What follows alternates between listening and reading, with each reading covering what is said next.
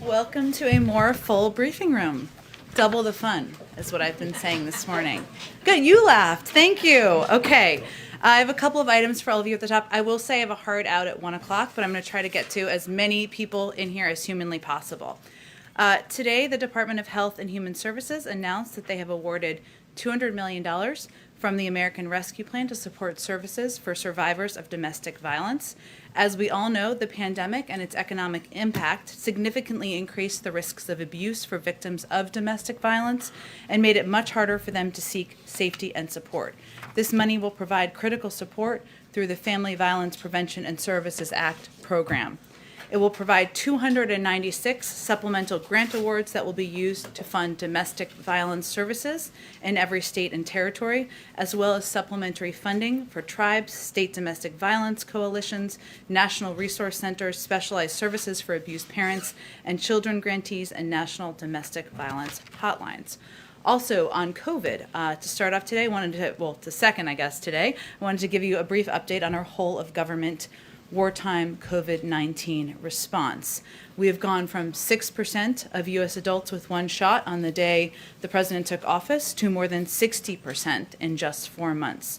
We're averaging about 24,000 cases per day, down from nearly 184,000 cases per day when we took office. And daily death rates have dropped nearly 85% since January 20th. Is there more work to be done? Absolutely. We're still at war with the virus. A couple things that we've been able to implement. Thanks to the American Rescue Plan, we've been able to accelerate and improve our COVID-19 response. School districts across the country have been able to leverage the resources needed to safely reopen. Small and medium-sized businesses are able to pay their employees for the time needed to take off work to get the shot and recover from it. And billions of dollars have gone to states and local organizations doing the boots-on-the-ground outreach around vaccine confidence, which is, of course, a big focus for us at this point. HHS is leading regular engagement with the COVID community core leaders to discuss best practices. And just a few minutes ago, we announced the president hosted a YouTube town hall with a range of influencers with millions of followers, primarily young people who need to understand the benefits of getting vaccinated. So just another example of the ways we're trying to use all of our resources here. Last things I would just note on this, we've also worked with a range of companies and a range of companies have stepped up to ensure getting the vaccine is accessible to everyone. Big businesses from Target to Tractor Supply have stepped up to ensure their employees have access for paid time off. Companies are also leveraging creative ways to boost vaccination rates. United Airlines is offering rewards like free first-class flights and other sweepstakes to vaccinated travelers. And starting today, Uber and Lyft will be offering free rides to all Americans to vaccination sites until July 4th. The last thing I just wanted to note is that today the president will be joined by Senator Murkowski, Senator Sullivan, and Congressman Young as he signs H.R. 1318, the Alaska Tourism Restoration Act. This law will allow large cruise ships to visit Alaska this year, a critical step toward returning to normal in a state where 1 in 10 jobs is in the tourism industry. This bill is an example of the critical bipartisan work that can be done in Congress, and the president is grateful to Senator Murkowski and Congressman Young for their leadership in this area. And for anyone who was here the first day we took a question from somebody remotely, this was exactly the question that he asked. So here we are just a few weeks later. With that, Darlene, why don't you kick us off? Thank you. You didn't say when that bill signing is taking place. Is that today? Yes, this afternoon. Okay. And then on infrastructure, can you say what the White House is expecting next from Republicans after the White House dropped the price tag last week and following that very sharp statement from Senator Capito's office? What are you expecting from Republicans on that front? Well, the ball is in the Republicans' court. We put forward a proposal on Friday that I detailed extensively here, and you all saw the details of that proposal in the written summary that we provided transparently to all of you. And our reasonable counterproposal cut $550 billion from the president's original proposal, including to some areas that were core priorities, continue to be core priorities to the president, investing in infrastructure. The last counteroffer that came from the Republicans just came up $50 billion. So our concessions went 10 times as far as theirs. So the ball is in their court. We are awaiting their counterproposal. We would welcome that. We're eager to engage and even have them down here to the White House once we see that counterproposal. Are you expecting the two sides to have more discussions this week, either here or up on the Hill? Well, I'll say we have remained closely in touch at a staff level and senior staff level here with members and with their teams over the course of the last several days. That will continue, and again, we look forward to seeing their proposal. Go ahead. Thanks, Jen. I want to big picture as the country gets ready to mark the anniversary of George Floyd's death, if you will. After that happened, the president called this a wake-up call to the nation. Given where things are here in Washington with police reform, has anything actually changed since Mr. Floyd was killed as it relates to policing and black and brown people in this country? Well, let me first say that the president is still very much hopeful that he will be able to sign the George Floyd Justice and Policing Act into law. And we are, of course, very closely engaged with the negotiators, while also leaving them room to work. And just on Friday, the president spoke with Senator Booker. We've also seen that Senator Scott has publicly said that the key for us is to keep making progress, and we're going to keep supporting those efforts. I would say it's hard for me to assess from here, community to community, where we have seen progress made. Certainly, the death of George Floyd, the tragic death of George Floyd, has unfortunately elevated into the public eye, thanks to the reporting from many of you, the need to put reforms into place, the need to rebuild trust in communities, and we're certainly hopeful that that activism, that engagement will help move this legislation across the finish line. And then a look back over the weekend and over the last year. This past weekend, there were more than a dozen mass shootings across this country. 4,000 more people shot and killed by guns in 2020 compared to the year before. Is there a crime problem in this country? Well, I would say certainly there is a guns problem, and that's something the president would say. And there are communities where local violence and community violence is an issue, and that's one of the reasons that we have proposed and have now are implementing funding for community violence prevention programs across the country. I will say that we don't often highlight, and you just gave me the opportunity to, the fact that between mass shootings that get a lot of attention, that we lower the flags, there are hundreds, thousands of people who lose their lives. And that's one of the reasons the president will continue to advocate for the Senate passing universal background checks, but also advocate for actions in states where we have seen the greatest level of activism over the past several years. Does COVID have anything to do with the increase in numbers that we've seen in the last year? In terms of local community violence, it's an interesting question. I'd have to ask our team to check on that. I know as I started off this briefing giving an update on that, we've seen statistics on domestic violence, and obviously we know that there are the loss of life at the hands of gun violence is often too often suicide, can be domestic violence, and we've seen statistics as it relates to the impact on mental health, but I'd have to check with experts on the assessment of that. Go ahead. Thanks, Jen. Are U.S.-based airlines safe to fly over Belarus right now? Are U.S. airlines safe to fly over? There's not been an update, I don't believe, by our airline industry or by those who monitor the airline industry in the government in terms of giving new assessments or new recommendations on that, and I'd certainly defer to them. And then kind of following up on that, in terms of actions, is the U.S. working with NATO? What's the president's approach right now in response to what occurred over the weekend? Sure. Well, first let me say the president was briefed. He's been kept abreast, of course, but he was briefed this morning during his PDB by his national security team, our National Security Advisor, Jake Sullivan, also raised our strong concerns on this issue, the actions of the government of Belarus with the secretary, with his Russian counterpart during their phone call this morning, which we provided a readout of, and it was largely, of course, focused on moving the ball forward on getting to a meeting, but he also raised this issue. We certainly, since you gave me the opportunity to do this, condemn the Lukashenko's regime's ongoing harassment and arbitrary detention of journalists simply for doing their job. This was a shocking act, diverting a flight between 2 EU member states for the apparent purpose of arresting a journalist. It constitutes a brazen affront to international peace and security by the regime. We demand an immediate, international, transparent, and credible investigation of this incident.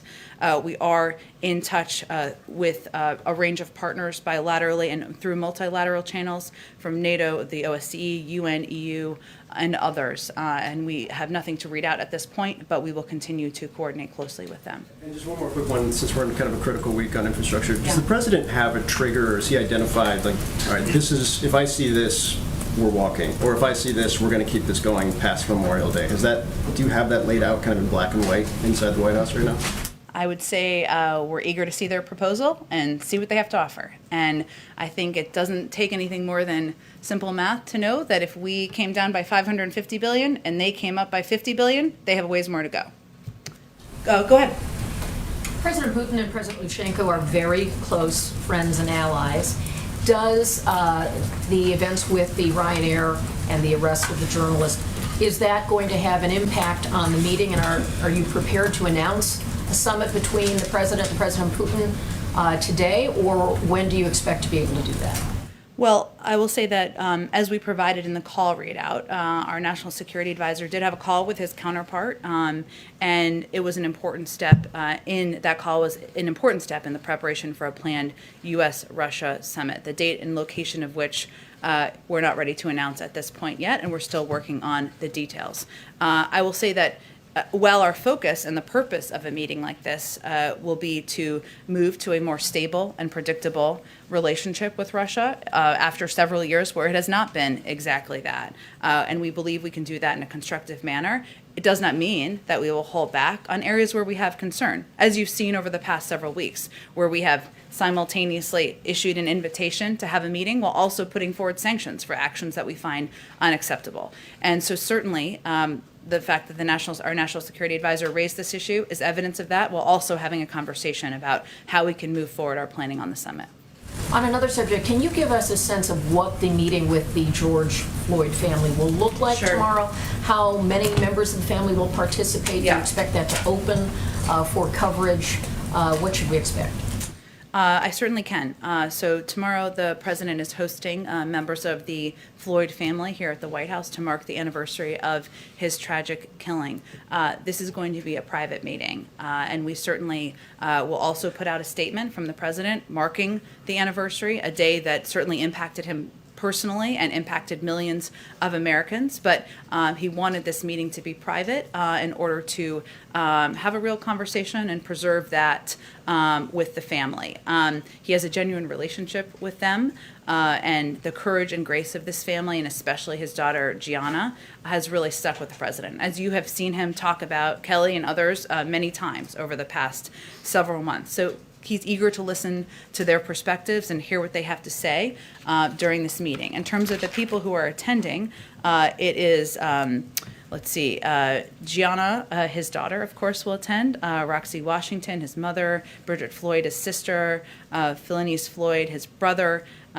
His brother's wife, Keita Floyd. Rodney Floyd, another brother, Terrence Floyd, another brother, and Brandon Williams, who is George Floyd's nephew. So it will be a full family attending this meeting with the president tomorrow. Obviously, there's a deadline associated that the president asked Congress that will not be met. Yeah. There's also been deadlines related to infrastructure, with Memorial Day wanting to see real progress. Is the president concerned that setting deadlines on some of these key priorities has not been enough of a catalyst to get action? Is that a sign of how he's approaching this not working, or a sign of something else? I mean, these are key deadlines that you've set, and some of them are not being met. Well, first I would say on the American Jobs Plan, our timeline is really our own timeline, and that is that we will be able to assess. We will assess internally as we go into Memorial Day weekend where things stand, what the next steps are, and where we go from here.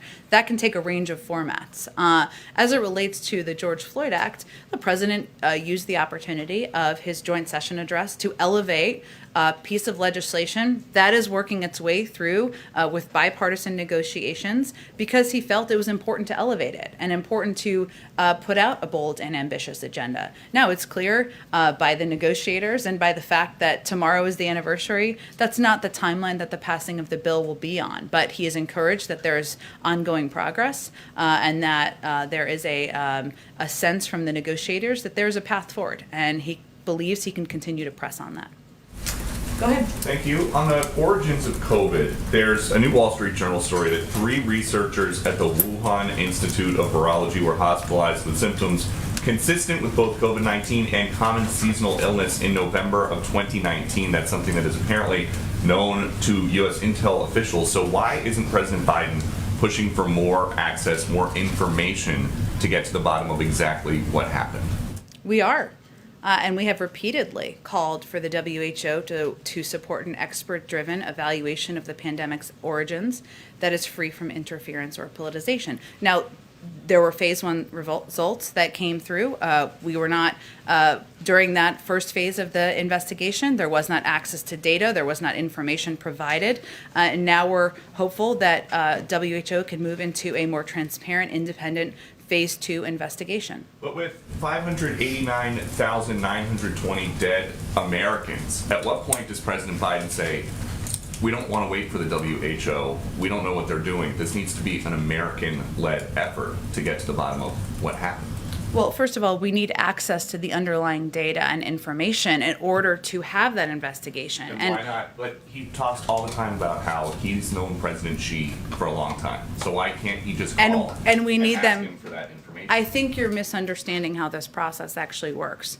An international investigation led by the World Health Organization is something that we've actually been pressing for several months in coordination with a range of partners around the world. We need that data. We need that information from the Chinese government. What we can't do, and what I would caution anyone doing, is leaping ahead of an actual international process. We don't have enough data and information to drum to a conclusion at this point in time. So is there any amount of casualties from COVID in this country that would make you want to not wait for an international effort and just do it as... Well, I have to say, I think the family members of the loved ones whose lives have been lost and deserve accurate information, data, not the jumping to a conclusion without having the information necessary to conclude what the origins are. What we do share, everyone in this country, is a desire to know how this started, where it started, and prevent it from ever happening again. That's something we all share. Go ahead. Thanks, Jen. I want to ask you first about the negotiations that are going to be getting back underway in Vienna tomorrow over the Iran nuclear agreement. How would the White House assess the status of those talks? It doesn't seem like there's too much momentum toward an agreement. Would you agree that things are kind of grinding to something of a halt here? Well, we're not going to predict an outcome before the 5th round, I think, if I'm remembering the numbers specifically, have even begun. Look, the fact that they are starting a 5th round of negotiations, even as they are indirect, is a sign that we're continuing to plug along on the path to diplomacy. We continue to believe that's absolutely the right approach and the right steps as it relates to preventing Iran from acquiring a nuclear weapon. We know, because we have been through this journey before, that this is going to take some time, that there will be moments where it is challenging and hard and there are difficult conversations. And that is certainly playing out. But the alternative would be not pursuing diplomatic negotiations and accepting that we won't have visibility or access to an understanding of Iran's capabilities like we have, which would be similar to the situation we've had over the last couple of years. So we're going to we have the best diplomats on the ground. We're going to keep plugging away, working with our European partners and seeing what we can achieve here. And then just one more on infrastructure. In addition to the obstacles with Republicans, there is some resistance among Democrats to, for example, raising the corporate tax rate to 28%. Some Democrats are really agitating to repeal those SALT exemptions on taxes. So can you lay out some steps the White House is going to take this week, perhaps, to get back in touch with those Democratic lawmakers to address their concerns? Because it seems now a deal might be made among Democrats and not necessarily with Republicans. Well, first I would say that we've had about 500 engagements, if not more at this point, with members, their staffs, their teams over the past several months on a range of issues, including the American Jobs Plan, including Democrats. So I know we talk a lot in here about negotiations with Capito, but I don't want that to confuse the notion that we are talking with Democrats, with Leader Schumer, with Speaker Pelosi, with committee chairs all the time about what their priorities are, what they'd like to see in a final package, and that's vitally important to these negotiations moving forward. I will say that the president has been clear. He is quite open to a range of mechanisms for paying for these proposals, including raising the corporate tax rate to a lesser percentage. It's all about how you pay for it, right? So it's a matter of numbers. We've just put up forward a proposal that lowers the cost of the overarching package by $550 billion. That requires less money. Not a mathematician, but that is true. So there's opportunity there. What we have not seen from the Republicans is any proposal on how to pay for it that doesn't raise taxes on Americans making less than $400,000 a year. And as it relates to the SALT deduction, we have heard from members. We're open to having those conversations. That is not a revenue raiser, as we know. That costs more money. So that would require more ways to pay for it. Just any specific engagements with those Democrats to read out that might be happening this week? I'm happy to see if there's more that we can provide from our team. I will say that we're in constant touch with a range of Democrats, from the Problem Solvers Caucus, to which I know are quite focused on the SALT deduction, or a number of their members are, to leadership, to ranking members, but we can see if we can get a summary for all of you. Sure, go ahead, Jeff. Jen, just a couple follow-up questions. First, on Russia, is it the White House's belief or assessment that Russia was involved in the Belarus decision on that plane? I wasn't trying to jump to that conclusion, only to convey that, as Kelly noted, there has been a close relationship. And so as we're discussing ways we can engage to convey our point of view on the actions by the government of Belarus, that we're going to do that through many channels. Our ambassador in Belarus has also conveyed that directly. Okay. Follow up on the China Wuhan question. Can you just give us a sense of the White House's view of that report that the Wall Street Journal cited? Is it accurate? And do you have any concerns that it may have been politicized? I would say in terms of the report, which was specifically about individuals being hospitalized, we have no means of confirming that or denying that. I mean, it's not a report from the United States. What I was conveying in response to Peter's question is that it doesn't mean we can draw a conclusion. We don't have enough information to draw a conclusion about the origins. There is a need to look into a range of options. We need data. We need an independent investigation, and that's exactly what we've been calling for. I think the Journal cited a U.S. intelligence report, so that would have been a U.S. report. Well, I don't have anything more on a U.S. intelligence report from here. Okay, and just lastly, then, on the issue of infrastructure, you've cited the fact that you've cut the proposal by $550, Yep. But a lot of that is going into other bills. So, is it really a cut if you're planning on putting that money elsewhere in other legislation? Some of it is, not all of it is, and we've certainly come down from our proposals, and there's also bipartisan support for a number of those proposals to move them forward. So at the end of the day, though, we have put forward a proposal. We've put forward a way to pay for it. We have come down from our original proposal a great deal, and we look forward to Republicans putting forward their own counterproposal so we can continue to negotiate. Go ahead, Ouija. Thanks, Jen. So on the COVID report, are you saying that the administration did not learn about these 3 researchers seeking hospital care until the Wall Street Journal reported it? I don't have anything more on that for you. Okay. On the Belarus plane, does the president consider the forced diversion a hijacking or not? I don't have a new definition of what happened here other than to convey that it was, obviously we're outraged, as the international community has expressed and we have expressed as well. And we think this was a brazen affront to international peace and security by the regime. At this point, we're not legally ready to change any of the existing language regarding the terms hijacking and sanctions. Obviously, there are processes to consider that. Thank you. And does the president plan to speak with President Lukashenko about this, or has he already? He has not spoken with him to date. I don't have any calls to preview. Our ambassador has spoken with him directly, or spoken with the leader, the government directly, I should say. And just one more question. On Friday, President Biden said he would not allow the Justice Department to seize the records of reporters. Has he communicated that to Attorney General Garland? And if so, how did he communicate that? Well, I don't have any private conversations to read out for you between the president and his attorney general. What I can convey is that the president spoke clearly that he won't allow the abuse of power to intimidate journalists, and he is alarmed by the reports of numerous abuses of power regarding how the previous administration used the powers of the Department of Justice, and thought it was right to speak out. I don't have further specifics beyond that. But without revealing any private conversations, is the Justice Department aware that they are not to seize the records of reporters? Well, again, I think the president always believes that we should always be refining and improving our approaches. The president made those comments quite publicly, so everyone, I think, is aware. Sure. Go ahead, Mike. Hey, excuse me. Thank you, Jen. Two quick foreign policy questions. Sure.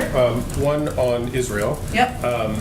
Obviously, the ceasefire seems to be holding for now, but there's challenges ahead, obviously, for the president, who is under pressure. I think renewed pressure even today from the left to do more for Palestinians and to do more to protect and enhance the quality of life for them. On the other hand, you've got his pledge to essentially rebuild Gaza, which is a difficult proposition at best when Hamas is in control of Gaza. So how does he see walking that line going forward, and maybe in the context of sending Blinken to the region as well? Sure. Well, as we announced this morning, the president asked Secretary Blinken to travel to the region to meet with Israeli and Palestinian leaders, also with additional leaders in the region, to accomplish a couple things, or to discuss a couple of things. One is creating sustainable conditions for a ceasefire. Yes, it is holding. We're continuing to watch it, but there's a recognition we need to continue to discuss and have conversations with our key partners in the region who played an instrumental role in getting to the point we reached last Thursday, and also to discuss the path forward on rebuilding Gaza. And as you noted, Mike, we know that won't be easy, in part because we want to prevent funding from going to Hamas. We obviously don't communicate directly with Hamas, given they're a terrorist organization. A number of countries in the region do. And so the Secretary's trip over the next couple of days will be focused on those objectives, and I'm certain he'll have the opportunity to provide a readout to the President when he returns. Thanks. And then on Russia, there was a part of the statement this morning which mentioned strategic stability and the interests that the United States has in working with Russia towards strategic stability, which usually refers to sort of nuclear cooperation and the limiting of potential problems that could emerge from the spread of nuclear technology. So is that should we see that as a signal of something that the president particularly wants to talk to President Putin about? And is that also a signal that maybe you're pretty optimistic that this summit is actually going to happen in a matter of weeks because you're already at that stage where you're talking about that level of agenda? Well, I think we specifically put in the readout that the discussion was an important step in the preparation for a planned U.S.-Russia summit, because we feel we are continuing to make progress toward that, even if we're not at the point where it's final and prepared to announce. In terms of cooperation on nuclear capabilities and threats, I will note that this is one of the areas, even with the heightened level of tension with Russia over the past several years, where when the president came into office, one of the first items on our agenda was extending the START treaty for 5 years. And obviously now we have 5 years from now for that, but also they're an important partner as it relates to the Iran nuclear negotiations that were asked about earlier, because they are member of the P5+1. So while we're not quite at the point of conveying what the breakdown would be of a potential summit, that's not yet confirmed, I would say that discussion, continued cooperation on nuclear stability would, I suspect, be a part of the agenda. Go ahead. Thanks, Jen. Staying on foreign policy, a couple questions on Venezuela. Sure. Would the administration be willing to ease sanctions on Nicolas Maduro as a gesture of its willingness to engage and to facilitate talks with Juan Guaido? I have not been given any indication that's in the works, but obviously we continue to consider a range of steps with, our global relationships around the world, including Venezuela. Does the administration have any reason to believe that Maduro is serious about negotiating his own exit? I really don't have an assessment of that. I'm happy to talk to our team that oversees, that handles Venezuela, and see if there's anything more we can convey. Is the president personally involved in this policy portfolio? What is his involvement, and does he see a window of opportunity in negotiations? Well, the president is briefed regularly on a range of our global engagements, and obviously we have a talented team that manages relationships in the Western Hemisphere, both here and at the State Department. I don't have an assessment from the president at this point in time. He takes recommendations and considers them from his national security team. Go ahead. Thank you. What's the president's view on the January 6th Commission standoff? Does he share the thinking of some who say comparing the day to 9/11 and that it should be treated as such with that kind of seriousness? And if he does, would he take some steps himself, like address the nation, or really get involved himself if the Republicans don't go along with it and there is no bipartisan commission? Well, we're not quite there yet.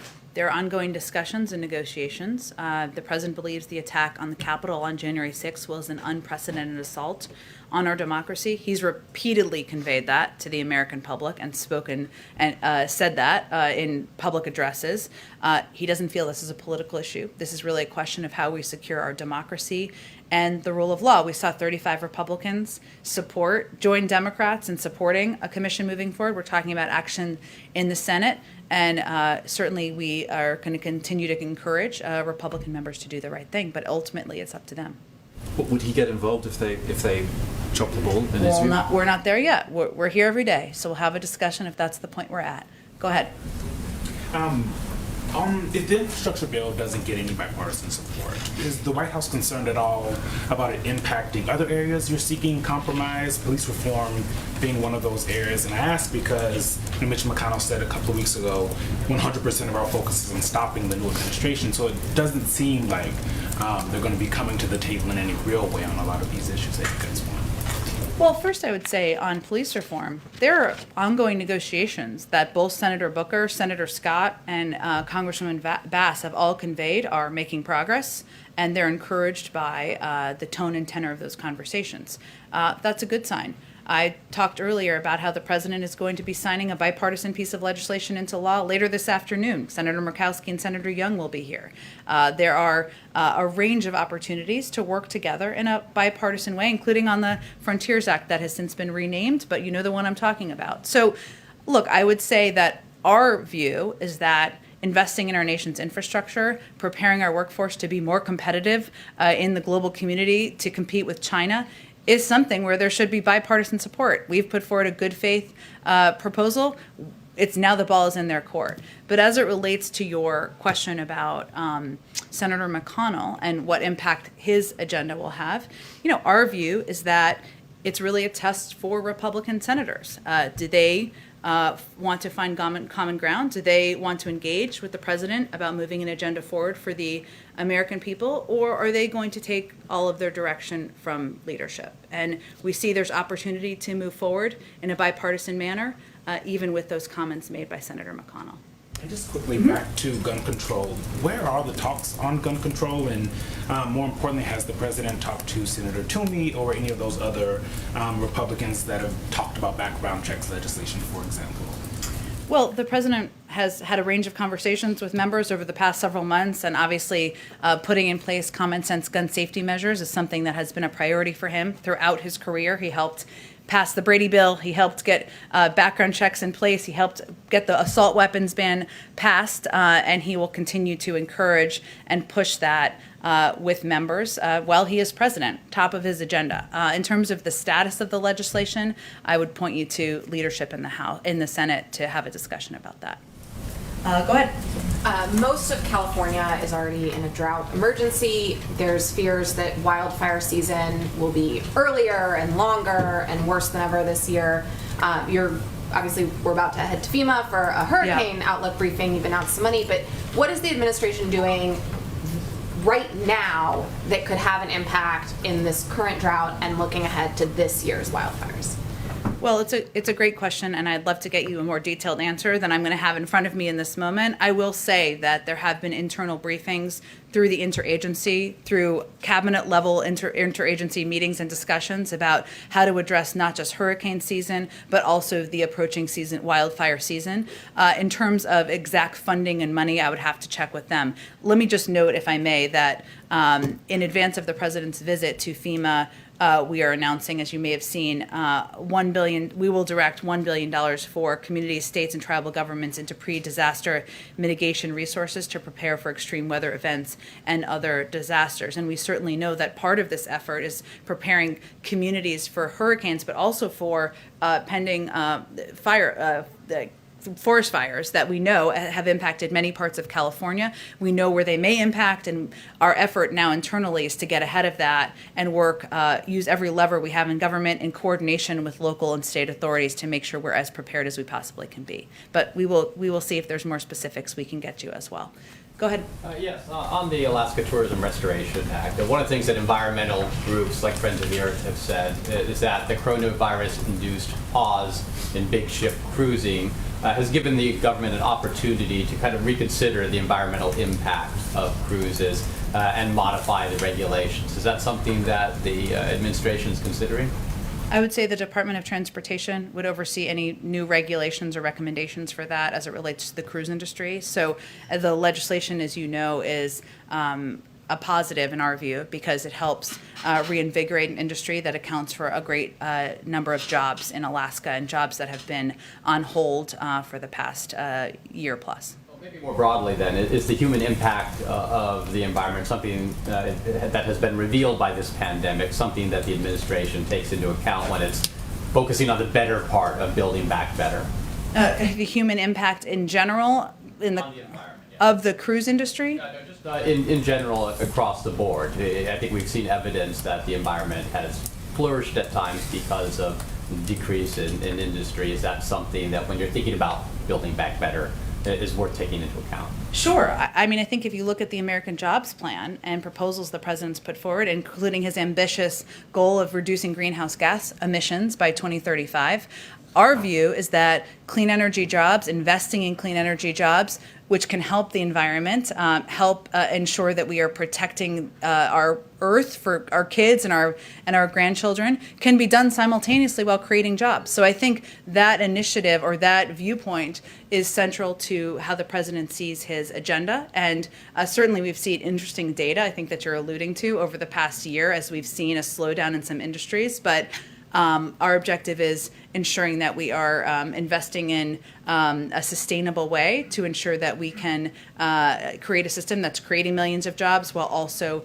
protecting our environment over the long term. One other thing on cruises, one of the reasons why they've been able to restart cruises from Washington to Alaska is because these cruise lines are testing people or asking for the vaccination proof from the guests on these cruises. That's something that state law in Alaska and Washington allow them to do, to abide by these CDC guidelines. Florida isn't doing that. Florida's passed a law that prohibits vaccine passports. Does the administration have a view on these kind of laws and the impact that they might be having on the cruise industry in Florida? We don't. I will say that we are not instituting vaccine passports from a federal level. We certainly understand that industries will make their own decisions about how to continue the work they need to do. Go ahead. Just a point of clarification, I guess, on the infrastructure. So if Memorial Day comes and goes, and the White House is not any more satisfied than you are right now with the Republican offer, is that the point in which the president asks Senate leadership Democratic leadership to begin reconciliation? We're not quite there. We talk, we're obviously in touch and working with Senator Capito and a number of Senate leaders, committee ranking members who she brought to the table. We're looking forward to hearing a counterproposal from them. We also, as any White House does, continue to talk with, maybe I shouldn't say any White House, our White House does, continue to talk with a range of members. The President's looking forward to seeing Senator Murkowski later this afternoon and Congressman Young, and we'll continue to look for ways to move forward in a bipartisan manner. We're not quite there. We'll do this every day, see where we go this week. One more point of clarification, if I may, on the Belarus, the Ryan airplane. Is part of this trying to get a sense of sort of how you classify what Belarus did before you sort of figure out what sort of approach, what sort of consequence may follow? There certainly is a process I mentioned in response to Ouija's question about classifying, right, what it looks like from our standpoint. I'll also say that an important part of our effort is to coordinate closely with our partners around the world, and so we've been in touch with them over the last period of time and will continue to be as we assess next steps. Go ahead. On the mitigation funds for FEMA for wildfires, Yeah. about 1.7 billion. On those monies, do they come from any? Does that take away from any of the things that have been done with vaccination efforts using FEMA money? I do not believe so. Let's see. I can get back to you though on more specifics about where the funding comes from. But there are, obviously we, like any administration, prepare for managing and planning ahead for hurricane season. So it's a reflection of that. And one final thing on gun control. Sure. They've had a hard time in the Senate moving through with the background bills.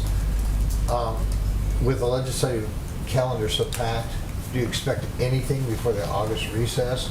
Or is there, if it goes into next year with an election year, it's pretty dim. So what kind of push is the White House planning to make on that? Well, I will say that the President believes that we need to continue to press for progress on gun safety measures. And the fact is the two pieces of legislation that have moved through the House are for universal background checks. That's something that's supported by more than 80% of the country. And so it shouldn't be a political issue. I know it is. We recognize it is. But the President will continue to press for those pieces of legislation moving forward. He also believes that there's an opportunity for activism and progress in states, as we've seen on a number of initiatives, whether it's red flag laws, and he took some steps to provide guidance through DOJ for states to put in place red flag laws, or additional background check legislation in states. So there's a number of levers that can be pushed. His position on gun safety measures is clear. There's decades of evidence for it, and he will continue to press Congress to move forward. Go ahead. Yet another infrastructure negotiations question for you. Great. You and other members of the administration have focused a lot on the $550 million you took off your offer, but a lot of the Senate Republicans over the past weekend said the bigger problem is not necessarily the dollar figure, but more, yet again, the broad definition of infrastructure and just massive disagreement there. Do you agree with that characterization of where talks are right now? I think that's a little perplexing. I mean, we're calling it the American Jobs Plan, right? It creates millions of jobs. And I'm not sure why it wouldn't be infrastructure to rebuild and replace lead pipes around the country, which also has the benefit of ensuring kids have access to clean drinking water. There are a lot of areas of this bill that are maybe not in the traditional sense, but guess what? It's 2021, and we need to modernize what we think about infrastructure, what we mean by it. And at the end of the day, what we're just trying to do is create millions of jobs. And we're hopeful the Republicans will put forward a proposal, come meet us somewhere in the middle, a counter-proposal that can help accomplish the same thing. But that hope aside, have you seen any movement in getting to the same page of how one defines infrastructure over the past few weeks? I would say we kind of refute that as the basis of discussion here. At the end of the day, what we proposed is the American Jobs Plan that would invest in, yes, our nation's infrastructure, modernize it, create millions of jobs, make us more competitive, put people back to work, and that's what we're having a discussion about. And we welcome a counteroffer from the Republicans. The ball's in their court. Go ahead in the back. Thanks, Jen. I have a couple questions on TPS. It was just granted to 100,000 Haitians Yep. and just announced for Burma. There's hundreds of thousands of Hondurans who were affected by hurricanes Eta and Iota, and they're also waiting for TPS. And then also along that line, on October 4th, hundreds of thousands of Central Americans are losing that protection. Is the president aware of that deadline, and is he willing to guarantee to all these hundreds of thousands of people that have made their lives here in the U.S. that they will be protected if Congress doesn't do what or pass the protection for them? Well, first, let me note that over the weekend, the Secretary of Homeland Security, Mayorkas, announced a new 18-month designation of Haiti for temporary protected status. And as you noted, there are about 100,000 Haitians who could be eligible for that. In terms of assessing or making recommendations on TPS status, that would really be something that would be done by the Department of Homeland Security and the State Department. Certainly the president is aware and certainly aware of the plight of many people across the world, Hondurans and others who have been impacted by hurricanes, other natural disasters, and other reasons why they certainly would be requesting this status. But I don't have anything to predict for you or preview for you about additional countries being granted status. And on the ones that are losing it on October 4th, the people that already have the TPS, it's expiring October 4th, hundreds of thousands. There were families, 30 people that were just marching in front of the Absolutely, White House. and we're certainly aware of that. And October 4th is several months away from now, but it would be, again, a recommendation and decision made by the Department of Homeland Security and the State Department. And the last thing that I have is there was a meeting here at the White House with members of the Hispanic caucus. And when they came out, they said that the president guaranteed that he would be able to pass immigration protections for farm workers, TPS holders, and dreamers through reconciliation if nothing happens before that. When is there a deadline on that? Is there a time where patience runs out, as we were talking about with infrastructure and jobs plan, and the White House just decides to go along? Well, I know that meeting was a couple of weeks ago, I guess, several weeks ago, and we've spoken to it since then, that that sounds like it was a bit of a garble of what the president actually conveyed, because the president doesn't feel that reconciliation is the preferred path forward for moving these areas, priority areas of immigration forward. He did talk about, in his joint address, the fact that where there is agreement, which there is great agreement on dreamers and even an agreement on farm workers on moving this forward, we should move things forward in a bipartisan manner, and we'll continue to press for that. Last question, is the vice president planning on going to the border? I know she's handling this. Why hasn't she been there? Is she planning in the future to go and see what's going on firsthand? Well, the vice president is overseeing exactly the same portfolio that the president did when he was vice president, which is the Northern Triangle and engagement with countries in the region about how we can work together to reduce the rate of migration and work together to address corruption, address the root causes of why so many people are traveling to our border. I expect she will make a trip to the Northern Triangle at some point soon, so that would be where she would travel given her purview. Go ahead. On infrastructure, is the budget proposal that's coming Friday going to incorporate the original infrastructure plan into it, or this revised, smaller one, or can you tell us anything about how you work infrastructure into the budget on Friday? Certainly, the American Jobs Plan will be a part of the budget proposal that we put forward on Friday, but I'm not going to get further ahead of what that will look like. You'll have to tune in on Friday. Come back. Can you tell us if this Washington Post story on Friday that said this budget is not going to include the public option or a plan to reduce prescription drug prices, is that correct?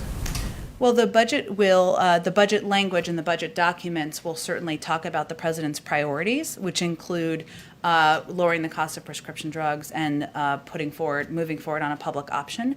But this budget proposal is about a proposal for the next, which will encompass a number of his proposals he's already put to date. But certainly in the budget documents we put forward, it will highlight and emphasize his priorities as president. Go ahead in the back. Thank you, Jen. The SALT deduction mostly benefits wealthy people. Studies have shown that. Given the concerns about income inequality in this country, given concerns about deficit spending, does President Biden support doing away with the SALT deduction as opposed to just lifting the cap, which some Democrats want to do? Well, Again, I think, Peter, as you know, it requires money, and the president did not put it in his original proposal because he felt there were other areas that warranted his support and would help benefit a larger swath of the American public. But we also know that there are a number of Democrats and others, Republicans too, of course, who support different iterations of this, I think it's fair to say, and he's open to hearing from them and to discussing with them. But as we're in the midst of negotiations, it would require paying for these proposals, and that is not a revenue raiser. Go ahead in the back. Thank you, Jen. The White House hosted President Moon of South Korea last Friday. It was one of the first indoor large gathering involving foreign visitors. So he already got vaccinated, fully vaccinated with 2 doses of AstraZeneca vaccine. Is there a list of vaccines that the White House accept as proof of vaccination? Because AstraZeneca is not approved by FDA yet.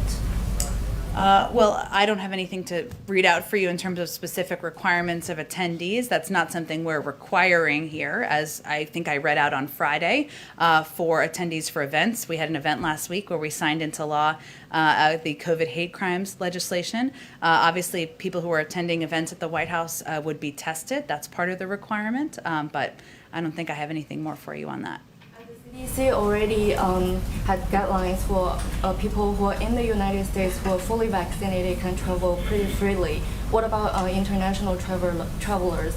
Will there be any same rule applied to international travelers? We continue to review, our health and medical experts continue to review the data, and we would certainly refer to them on when they feel safe to ease those restrictions, and we certainly understand the desire of many people around the world to come here and many people here to go travel around the world.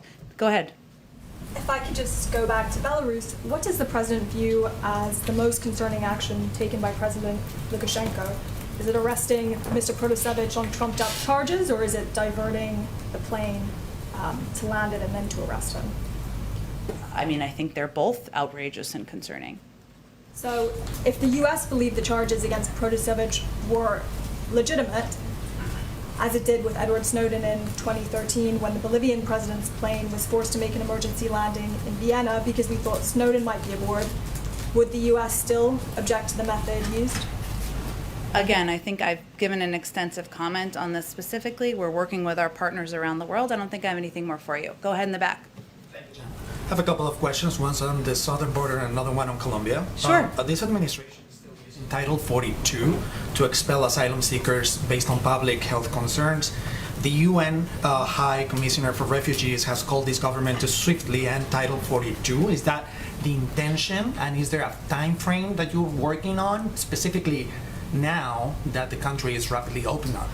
Well, we are still at war with the virus. Yes, there has been progress made, but we are still in the midst of a public health crisis. So at this point, we are still implementing Title 42, and we have not changed our policy on that. There's no time frame. I don't have any time frame for you. If I may. Go ahead.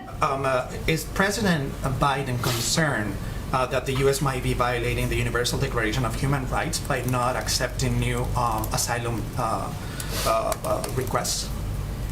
In terms of from where? Because of Title 42? No, because the U.S. is not accepting asylum requests at the moment. Well, our objective is absolutely to get our asylum processing system back up and running. It was broken. It was not working for several years, and it's going to take some time, but that is our objective and something that is a priority for the president. Go. Colombia, one last question. Thank you, Jen. Dozens of people have lost their lives in the ongoing protests and social unrest that started in Colombia a month ago. 10 days ago, actually, 55 members of Congress, led by Representative Jim McGovern, signed a letter to Secretary Blinken urging the U.S. government to, quote, clearly and unambiguously denounce police brutality in Colombia. Is the White House, that means you, I guess, ready to do so from this lectern? Well, I will say we welcome announcements by the Colombian government to investigate allegations of excessive use of force by police.